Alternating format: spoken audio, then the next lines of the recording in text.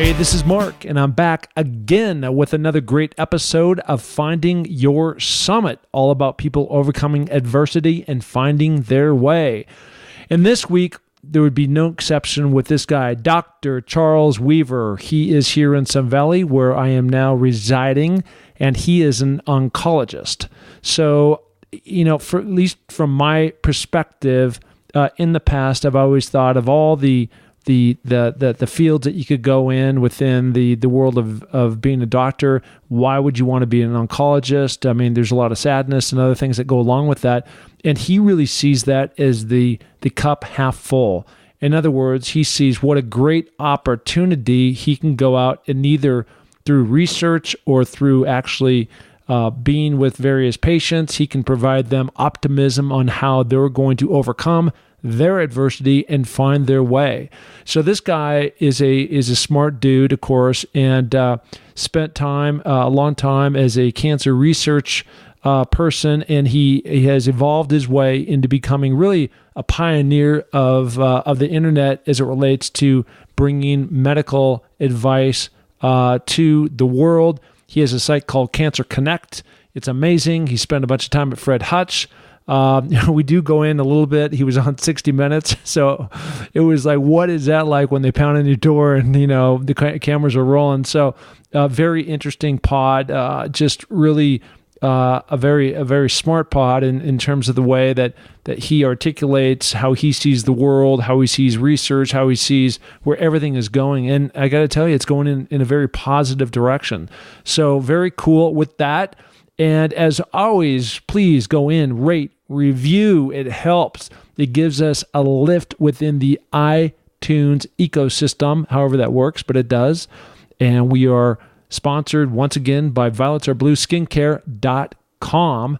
Fantastic products. Cynthia Besteman overcoming her own adversity within the world of breast cancer. She did that and started this all-natural skincare line, and it works. It's really great. I love it.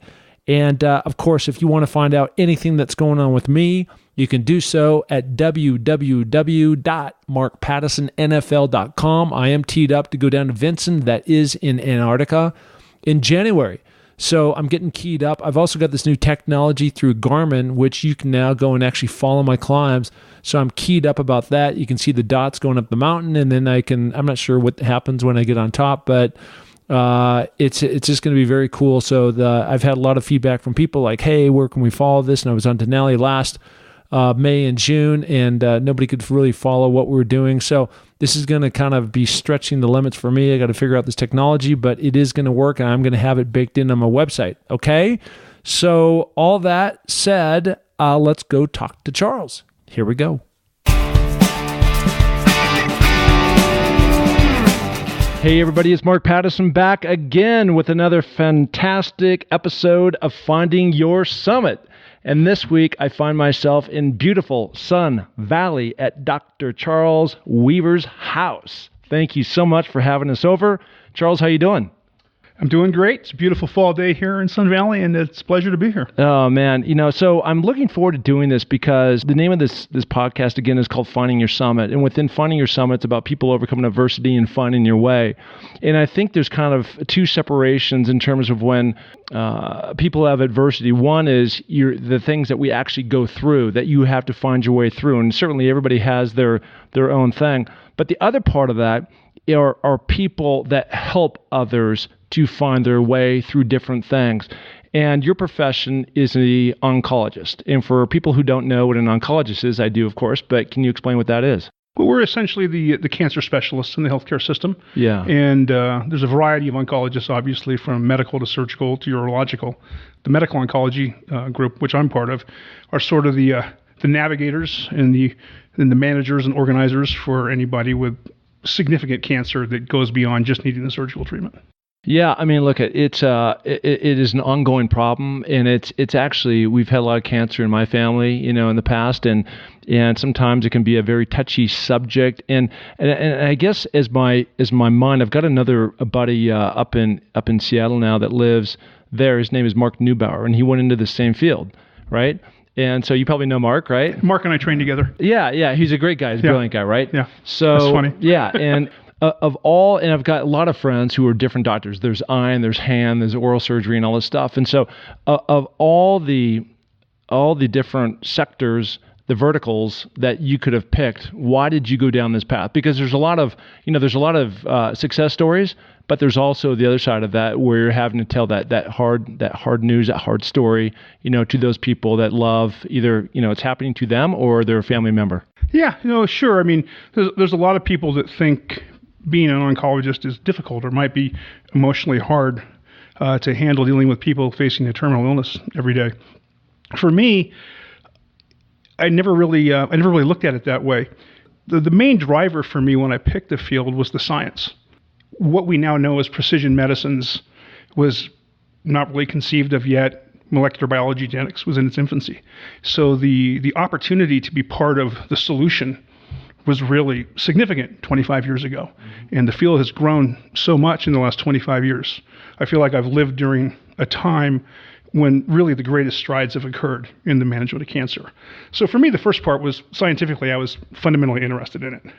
Secondly, I really enjoyed taking care of people that were sick and you could make a difference in their lives. Right. I mean, it's some physicians want to avoid that at all costs, like they go into anesthesia or they go into radiology, right, where they don't have to have a lot of patient contact, but they still get to be involved in the process. For me, the patient contact was, in many ways, the most enjoyable part of the practice of medicine, even when you were dealing with somebody that was facing a pretty critical situation. Yeah. It seems, and again, I'm giving you my non-scientific, I was a football guy, now mountain climber, and so I have no medical background whatsoever.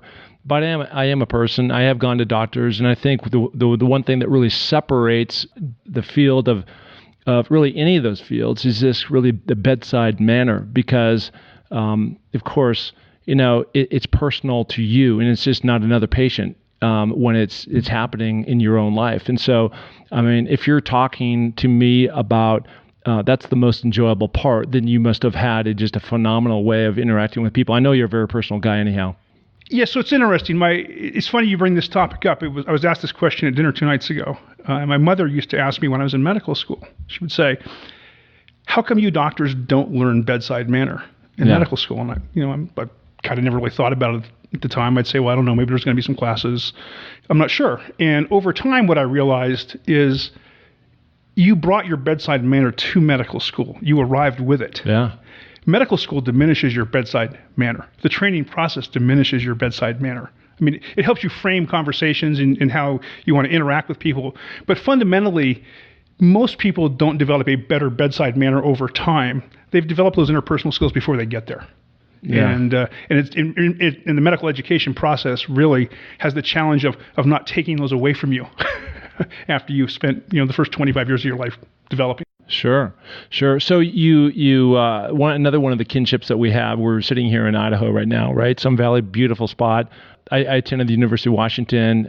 You've got your medical training there. Then you went off to Penn, and it seemed like, at least what I read, is that a lot of what you've done is in the research field, not necessarily treating these different various cancer patients. So again, why was that kind of a focus for you versus going in and actually dealing and treating these different cancer patients?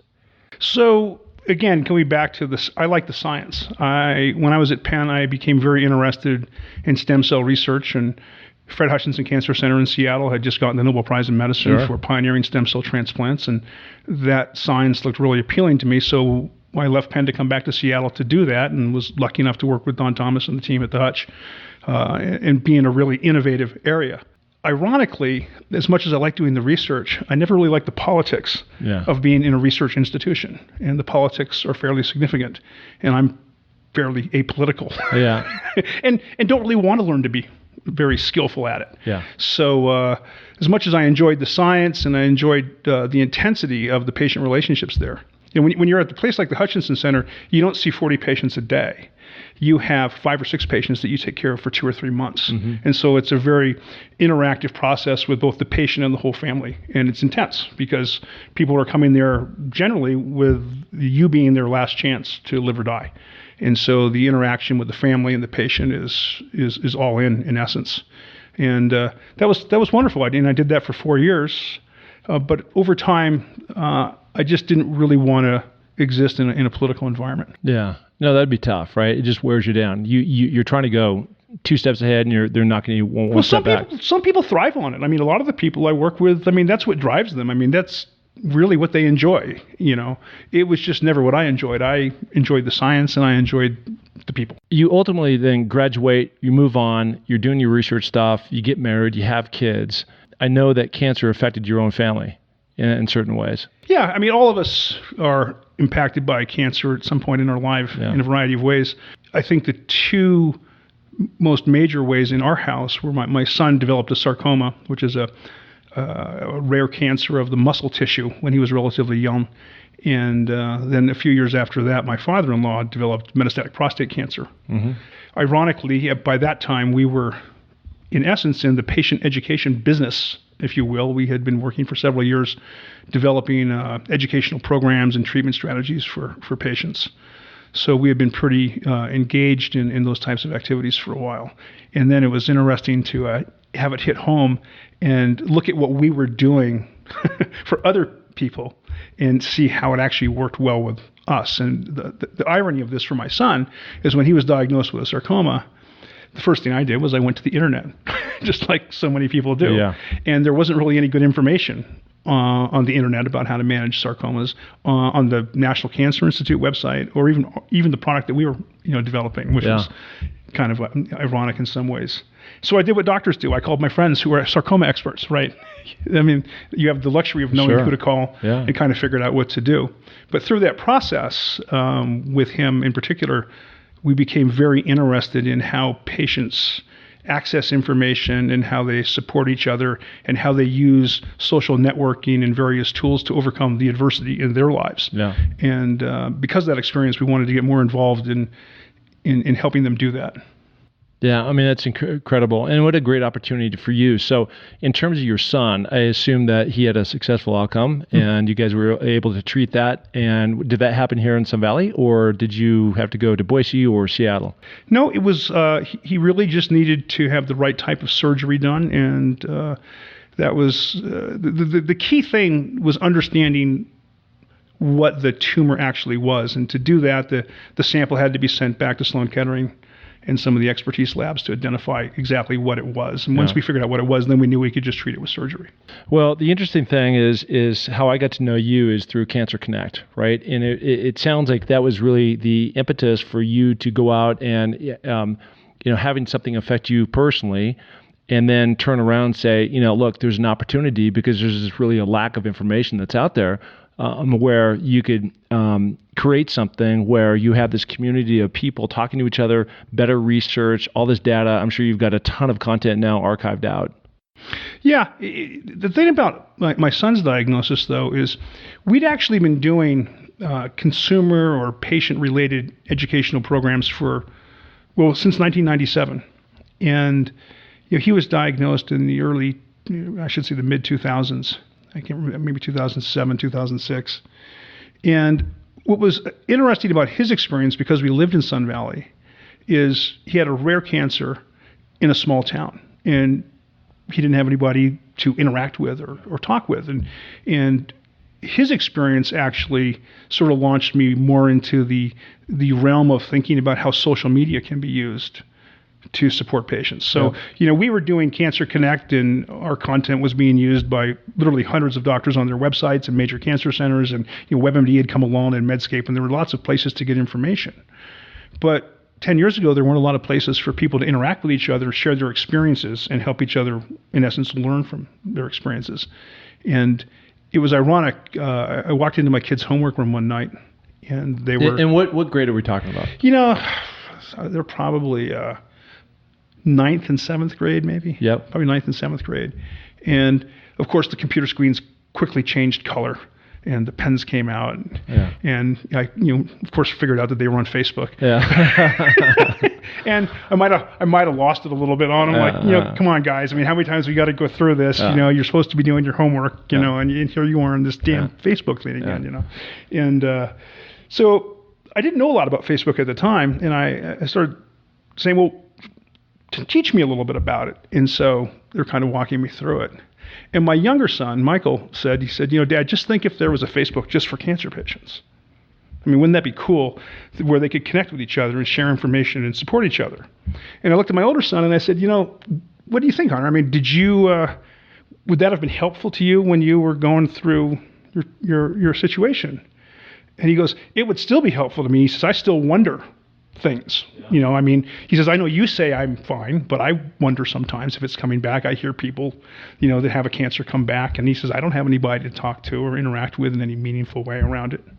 And that conversation sort of led all of us to thinking that maybe there should be something just for cancer patients where they could interact with each other. And that's kind of what led to the impetus to create what is now Cancer Connect, which is it's a global social network for cancer patients. It's used by Dana-Farber, Sloan Kettering, University of California, a lot of the big major cancer centers. But it's also accessed directly, used by clinics in small towns, and it brings people together from large markets, small markets, east, west, north, south, major research facilities, alternative treatment places, and they can share information. Yeah. So when you talk about these programs, can you define that a little bit more? So. And are you going in and selling these programs to these different hospitals around the world, or how does that work? Well, so the way it works is, think of there being one big living room where everybody can talk about cancer, but there's lots of different doors that you can come into the living room. Yeah. So Dana-Farber has a door on their website where Harvard patients can step into the Cancer Connect living room and interact with other Dana-Farber patients and patients around the country. University of California can step into the living room and patients from there can interact with patients at Dana-Farber or patients from around the country. Patients from small towns in Iowa can come in through their local doctor's office or access it directly. And what happens is you end up being able to, I don't want to say you get a second opinion, but patients learn from each other about what's going on at other institutions in real time, in real terms. They develop friendships. They support each other. They share information about how to deal with the side effects of therapy that they might not be getting from their doctors. Mm-hmm. And you just have this big connection of people that are really there for each other. So what have been the biggest success stories that you've seen through this creation? So it really started off right with your son, an issue, you had to deal with it, and now you're talking about really trying to socialize in a way that they can have better support. So you start this and off you go. Yeah, I don't know if I think there's like a single great success story, because we get about 400 to 500 new cancer patients diagnosed that join the community each month. And I spend a fair amount of time watching their conversations and chiming in where I think I can add meaningful information. And for most patients, the experience is the same in that they get validation about what it is they have and what they want to do. They get reassurance that there's on the right path going forward, and they get ongoing support. And most of them end up expressing a fair amount of appreciation and gratitude for the opportunity to do that.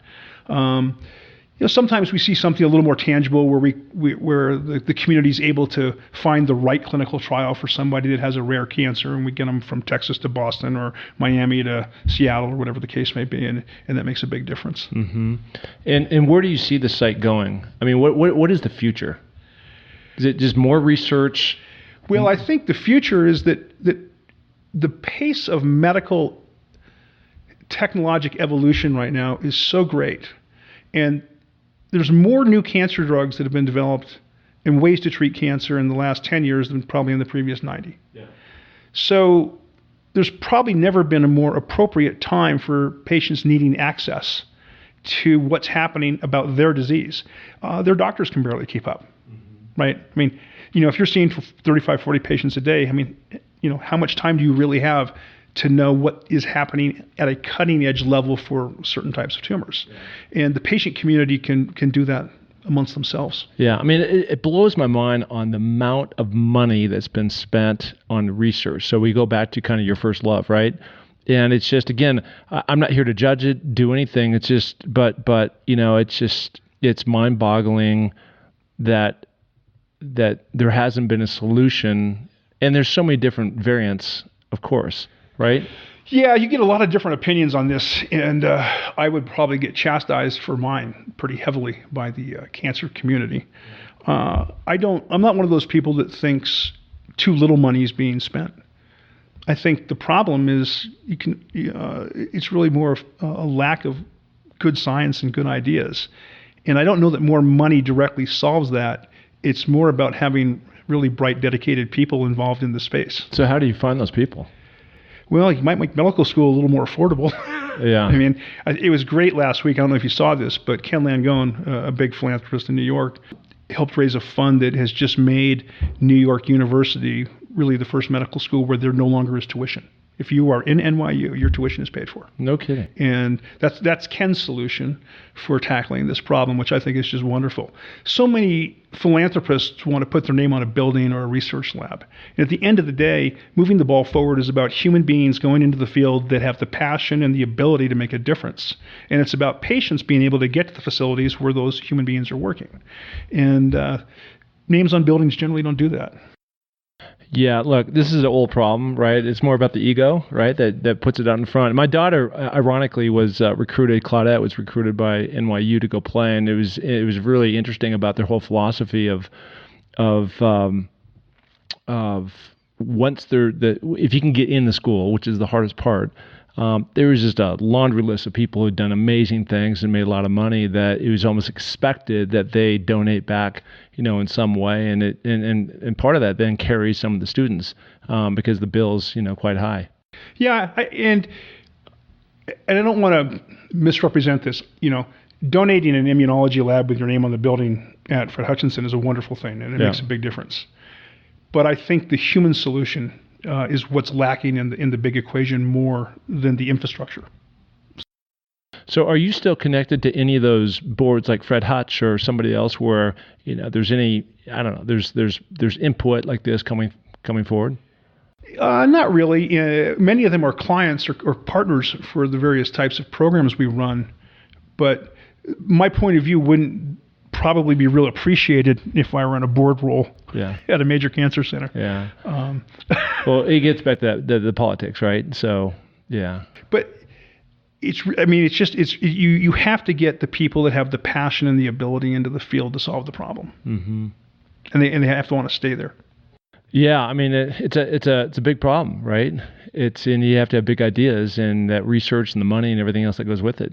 Well, I mean, how many people can afford $65,000 to $85,000 a year after college, right?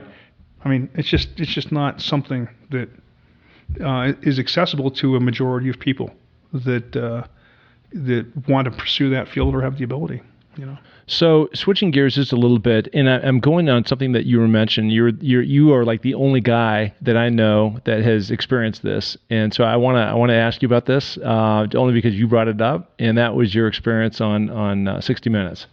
So how many guys actually knock knock knock? I've always freaked out, like anytime that my door the doorbell rings and I swing it open, there's a camera and one of the correspondents are there and they go, "Hi, my name is so and so from 60 Minutes." I'm going to start sweating, like, what did I do wrong? I think most people understand how 60 Minutes operates today because they've been around a long time, or these types of shows.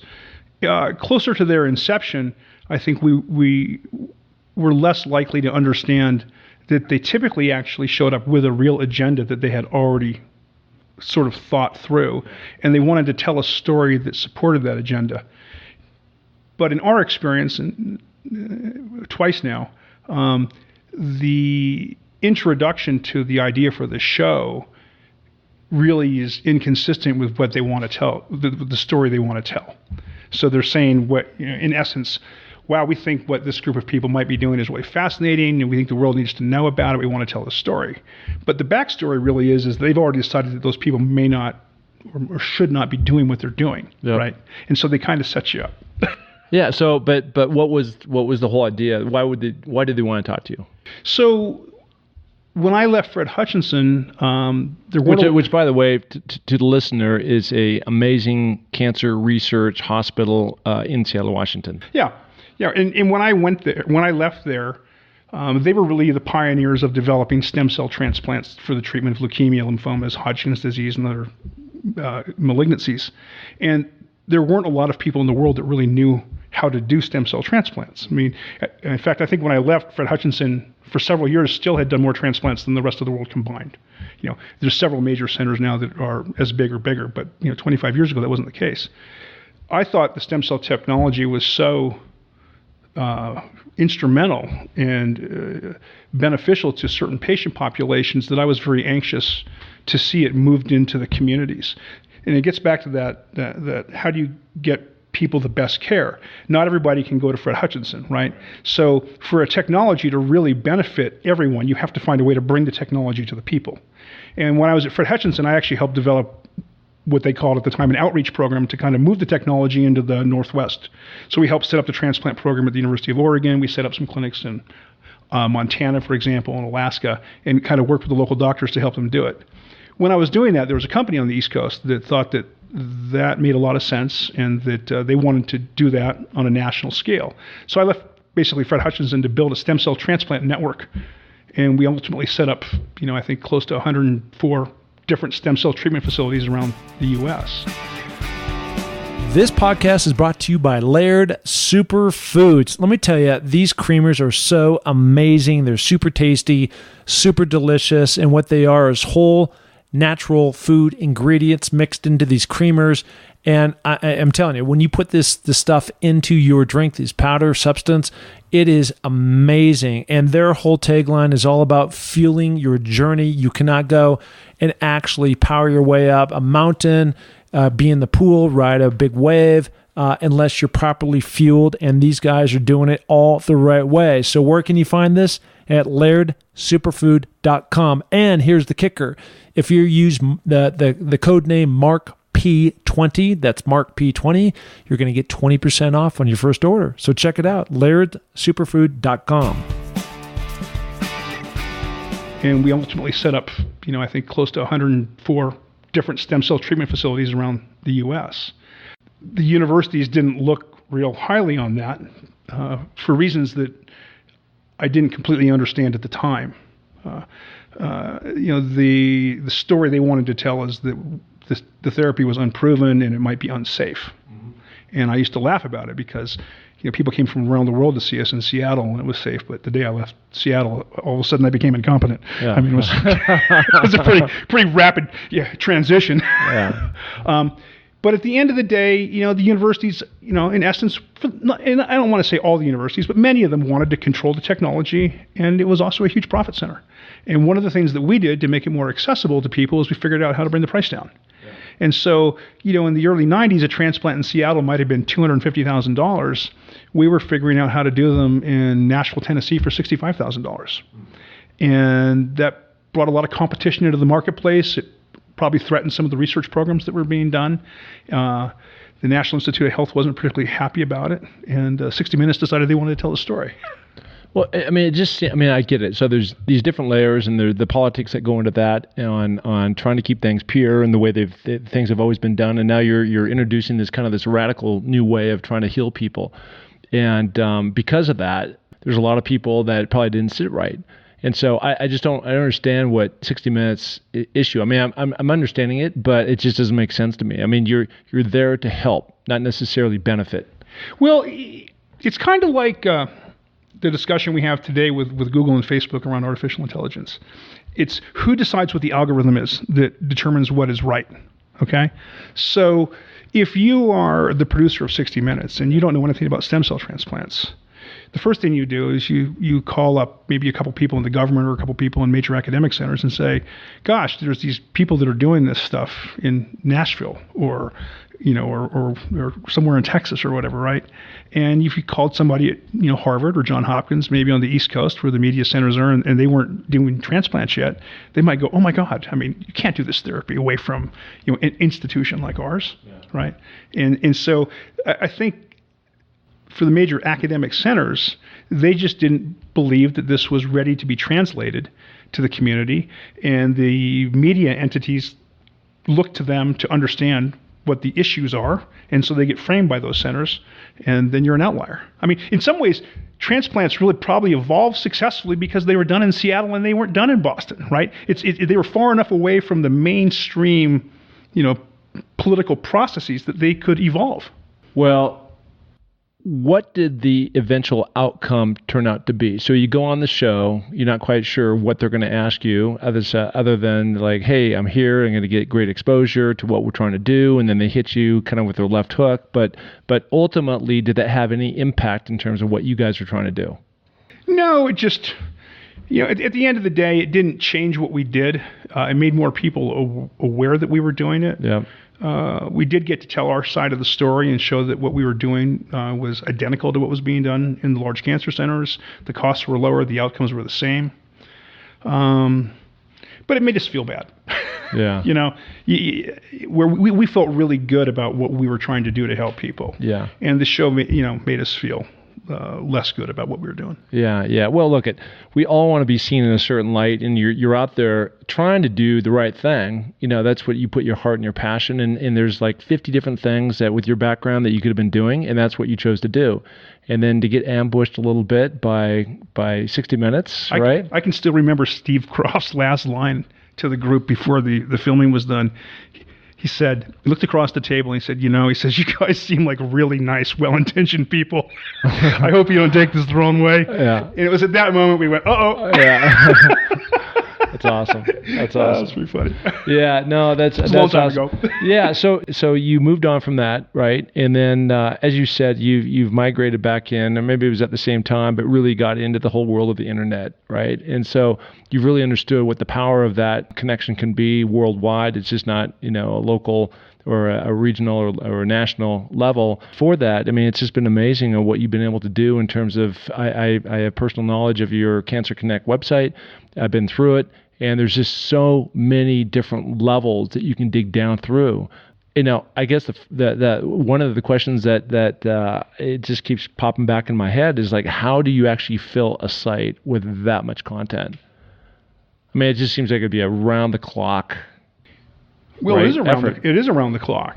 The good news is because we work with so many different cancer centers on the social media side, we have really easy access to all the best experts for the various disease states and the treatments that are being developed.